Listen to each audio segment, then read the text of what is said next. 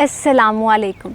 सईदा नूर फातिमा का सलाम अर्ज़ है। सबसे पहले आप सबको ईद की खुशियाँ बहुत बहुत मुबारक हो और ईद मुबारक आप सबको। उम्मीद है आप सब अपने घरों में खुशहाल ज़िंदगी गुजार रहे होंगे और ईद की खुशियाँ मना रहे होंगे।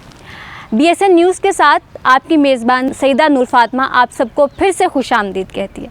आज हम एक ऐसी शख्सियत के घर के बाहर खड़े हैं जो किसी भी तारुफ़ के मोहताज नहीं है और अपनी शख्सियत में एक आला मसाल रखते हैं। बहुत अच्छी शख्सियत है मानुल्लाह साहब की और उन्होंने शोबिस को अपना एक बहुत कीमती वक्त दिया और अपनी ज़िंदगी के बहुत से साल शोबिस को दिए और एक बहुत अच्छे मज़ाहिया फ़नकार थे, अदाकार थे। और आज उनकी पहली ईद है और उनकी पहली ईद हम उनकी फ़ैमिली के साथ मनाएंगे और जानेंगे उनकी शख्सियत के बारे में कि वो ईद पे क्या करते थे, कहाँ जाते थे और किस तरह से अपनी ईद मनाते थे। आइए चलते हैं।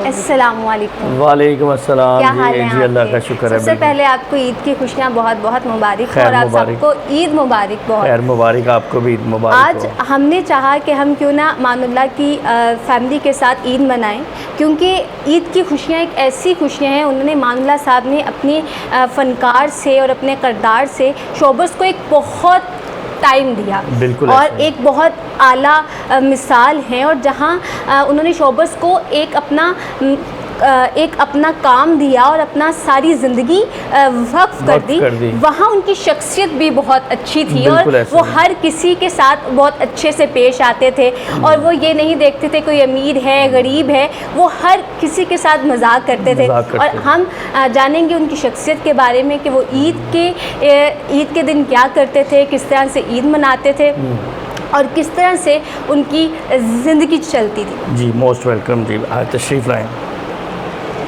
आज हम मानुल्लाह साहब के साहबजादे के साथ हैं और इनसे जानेंगे कि वो उनके बग़ैर ईद किस तरह से गुजार रहे हैं। और आज मानुल्लाह साहब की पहली ईद है और किसी भी तारुफ़ के मोहताज वो भी नहीं हैं। अदनान साहब हमारे साथ हैं, अदनान टीपू साहब, और इनका जो निक नेम है वो टीपू के नाम से बहुत मशहूर हैं। अस्सलामुअलैकुम। वालेकुम अस्सलाम। क्या हाल है आपका? जी शुक्र है अल्लाह का, ठीक। सबसे पहले तो आपको ईद मुबारक, बहुत बहुत खैर मुबारक। मानुल्लाह के बाद आपकी ईद किस तरह से गुजर रही है? मानुल्लाह साहब से पहले जितनी ईदें थी वही ईदें थी। अब उनके बाद मेरा ख्याल से लफ्ज़ ईद रह गया, वो ईद में वो खुशी नहीं रह गई जो उनके साथ हमारी पूरी कायनात थी, उनके साथ ही सारी खुशियाँ मंसूब थी। अब बस उनके बग़ैर ईद आती है और आगे चली जाती है, ये ईद है बस। मानुल्लाह साहब ईद किस तरह से मनाते थे और किस तरह से वो सरवाइव करते थे, क्योंकि ईद के दिन टॉक शोज़ भी होते थे, मॉर्निंग शोज़ भी होते थे और एक बहुत आला अदाकार थे। जी बिल्कुल ऐसे ही, बहुत और किस तरह से वो मैनेज करते थे, फैमिली को मैनेज किस तरह से करते थे और शोबिस को किस तरह से मैनेज करते थे? अमान साहब क्योंकि बहुत ज़्यादा मसरूफ़ रहते थे ईद पे, आज से 10-15 साल पहले वो थिएटर करते थे, तो ईद वाले दिन उनका प्ले शुरू हो जाता था। ईद टरू मरू यानी फ़र्स्ट डे सेकंड डे उनके 2-2 3-3 शोज़ हुआ करते थे। फिर वो कंपनीज़ के शोज़ करते थे, तो वो बस चांद रात तक 25 रमज़ान से लेके चांद रात तक जो जो उन्होंने शॉपिंग करवानी है, जो जो लेना देना है, चांद रात की सुबह तक वो घूमते रहते थे। मतलब अपनी फैमिली के अलावा भी बहुत सारे प्लेटफॉर्म पे हम पहले भी बता चुके हैं, वो बहुत सोशल और बहुत एहसास वाले इंसान थे। वो अपने इर्द गिर्द जो उनके डिज़र्विंग शागिर्द थे उनके घरों में जाते थे, उनके बच्चों को ईद के कपड़ों के पैसे, जूतियों के पैसे, उनकी जो बेगमात थी उनको ईदी देनी, तो वो उनकी ईद बहुत बिज़ी होती थी। फिर जब ईद के फर्स्ट डे से उनका काम शुरू हो जाता था, चूँकि वो मसरूफ़ बहुत होते थे, तो फिर उसके बाद वो हम लोगों को अपने साथ रखते थे, ड्रामे पे हम इकट्ठे हो जाते थे, रिकॉर्डिंग पे इकट्ठे हो जाते। तो कभी उनसे शिकवा हुआ कि आप हमें टाइम नहीं देते, या फिर कभी उनसे हुआ कि ईद के दिन में, क्योंकि आपने बताया उनका बहुत सख्त स्केड्यूल होता था, कभी शिकायत की उनसे? कभी आपको इस तरह लगा कि हम जो डिज़र्व करते हैं ईद का टाइम वो हमें नहीं मिल सका? वो असल में मैडम वो पर्सनैलिटी ऐसी थी, वो बहुत बड़े इंसान थे और बहुत बड़े अदाकार थे, उसके बावजूद वो बहुत करीब थे।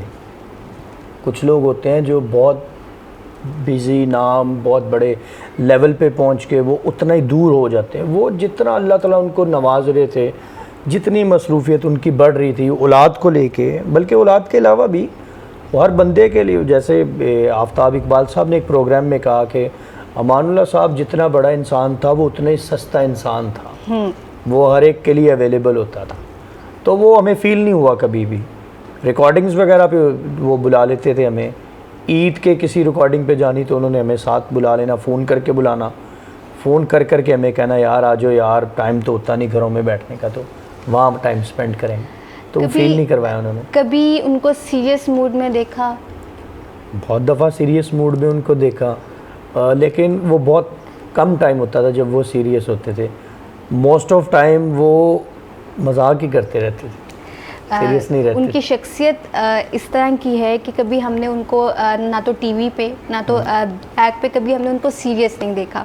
ना सिर्फ उन्होंने पाकिस्तान में काम किया बल्कि आउट ऑफ सिटीज़ भी गए, इंडिया में उन्होंने बहुत अपना आला नाम कमाया और एक बहुत अच्छी शख्सियत उन्हें इंडिया के जितने भी लोग हैं वो उन्हें एक बहुत अच्छी शख्सियत के नाम से जानते हैं। तो मानुल्लाह साहब को मानुल्लाह बनाने में किसका अहम किरदार आप समझते हैं कि उनका एक बहुत अहम रोल है उनको मानुल्लाह से मानुल्लाह बनाने में? मानुल्लाह साहब को सबसे पहले इतने बड़े लेवल पे पहुंचाने के लिए, ये मैं कहूँगा छोटा मोर बहुत बड़ी बात है। मेरी कोई औकात नहीं कि मैं एक लफ्ज़ में बयान करूँ। ये तो अल्लाह ताला की एक ब्लेस्ड पर्सनैलिटी थे। उनको उनके पेरेंट्स की दुआ थी, उनकी मदर की दुआ थी। वो कहा करते थे कि मेरी माँ ने मुझे दुआ दी थी कि तुझे लोग टिकट खर्च के लोग देखने आएंगे दूर दराज से। तो बस, और दूसरा उनकी ऑब्ज़र्वेशन ख़ुद की बहुत थी, बहुत ऑब्ज़र्व करते थे अपने दाएं बाएं चीज़ों को। उनकी ऑब्ज़र्वेशन ही उनका उस्ताद थी। बिल्कुल इस तरह ही है। और वो बहुत सादगी पसंद भी थे, बहुत सादा इंसान, बहुत सादगी पसंद थे। अच्छा, वो कंटेंट लिखते थे जब कोई उन्होंने मज़ाहिया कोई टॉक शो करना हो या कोई फ़नी शो करना हो, कोई वाक़या इस तरह का, या फिर रात को बैठ के डायरी पकड़ के लिखते हों कि ये मैंने कल ये बोलना है, और कोई ऐसा कोई वाक़या?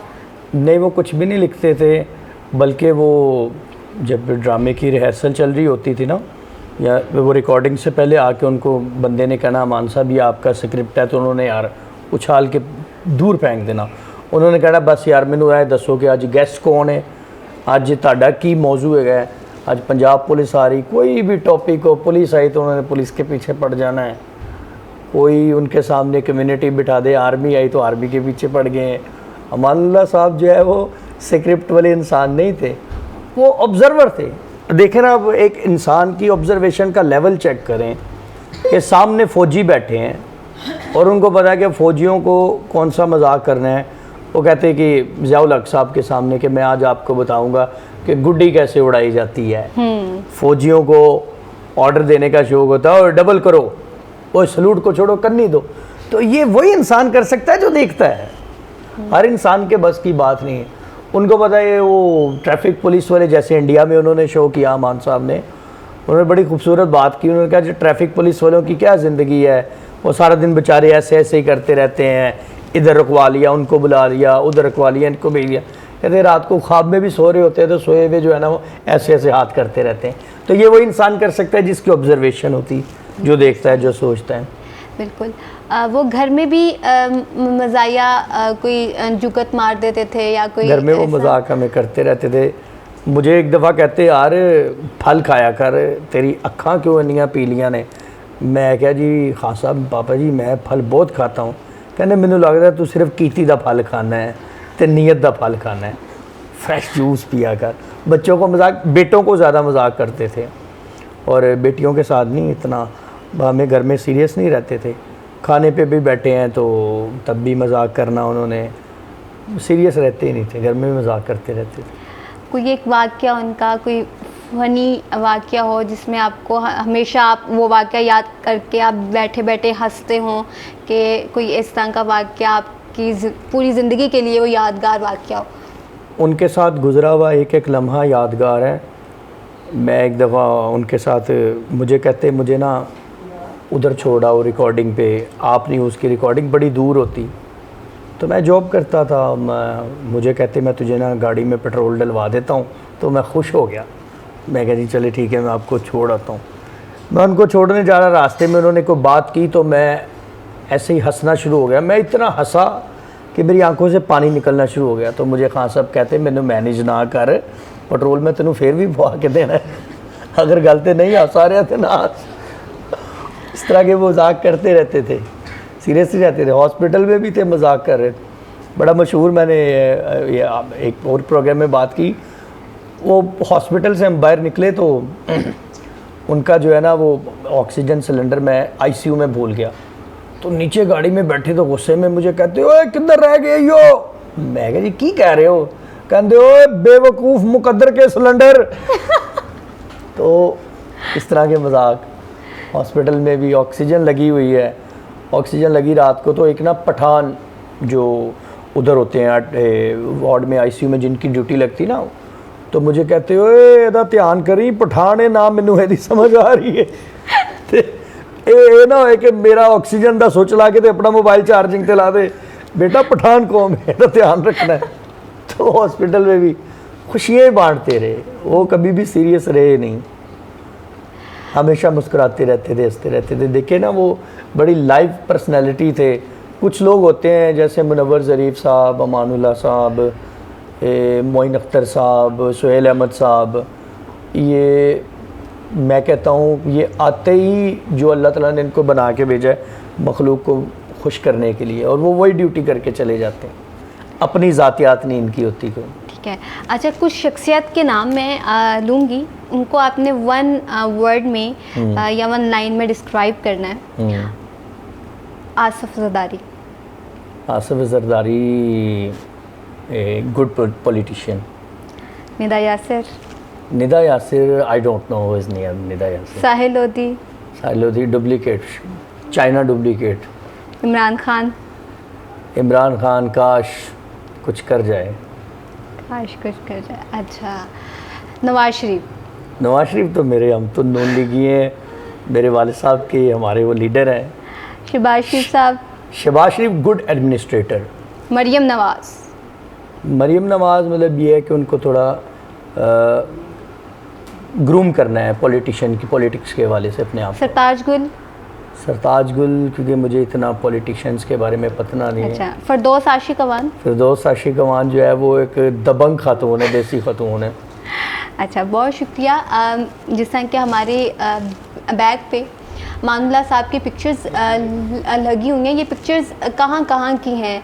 इसमें मानुल्लाह साहब मुस्कुराते नज़र आ रहे हैं, इसमें मानुल्लाह साहब एक्टिंग करते हुए नज़र आ रहे हैं। ये सारी पिक्चर्स, सारी इनकी जो पिक्चर्स हैं ये वो जैसे पहलवान का कैरेक्टर किया है खान साहब ने, और ये ऊपर उन्होंने जो है वो सहाफ़ी का, वो नौकर का, तो ये सारे मतलब डिफरेंट रिकॉर्डिंग्स की पिक्चर्स हैं। ये सब हमने कलेक्ट करके, तो उनका ये जो एक नॉस्टैल्जिया है, जो इसे हम देखते हैं तो हमें उनकी याद आती है, चलते फिरते उठते बैठते। तो ठीक है, बड़ा कोई याद एक मैसेज आप किसी को देना चाहें? मैसेज मैं यही देना चाहूँगा कि जो अमानुल्लाह साहब का मैसेज था कि कोशिश करनी चाहिए कि खुशियाँ बांटते हैं। मान साहब भी कहा करते थे हंसे खेलें मुस्कुराएं, परेशानी देने के लिए वापडा थोड़ी है, और सारे इदारे परेशान कर रहे हैं, हंसिया खेड़ा करो, खाया पिया करो, अपनी सेहत का ख्याल रखो। बहुत शुक्रिया आपका, बहुत शुक्रिया, आपने बहुत कीमती वक्त दिया अपना। और ये जो ईद का दिन है इसमें बहुत सी मसरूफियात होती हैं हर किसी की, ख़ास तौर पे शोबिस के जो लोग होते हैं उनकी बहुत ज़्यादा मसरूफियात होती हैं, वहाँ से मसरूफियत निकाल के आपने टाइम दिया, बहुत शुक्रिया आपका। इंशाल्लाह ताला हम कल फिर मिलेंगे एक नए गेस्ट के साथ, तब तक सही कल फिर आओगे तुसी? नहीं, ये एक नए गेस्ट के साथ। अच्छा, नए गेस्ट के साथ। मैं कहा बस ठीक हो गया ना, ईद का दिन है। कल फिर मुलाकात होगी और तब तक सईदा नूर फातिमा को इजाज़त दें। खुदा हाफिज़, खुदा निगहबान। अल्लाह ने